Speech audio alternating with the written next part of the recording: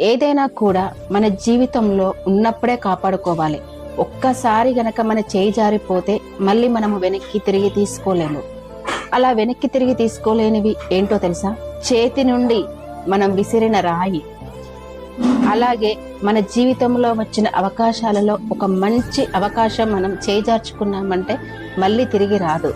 అలాగే రోజులు గడుస్తున్న కొద్దీ మన వయస్సు పెరుగుతుంది. మన వయస్సుని మనము వెనక్కి తిరిగి తీసుకురాలేము.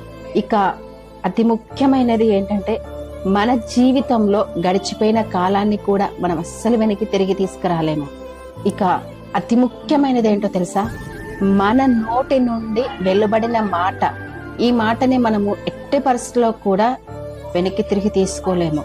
అందుకే వీటిలో ఏదైనా కానీ మన చేతి నుండి జారి వెళ్ళిపోయే ముందే మనము చాలా జాగ్రత్తగా ఉంటే మన జీవితం సంతోషంగా ఉంటుంది.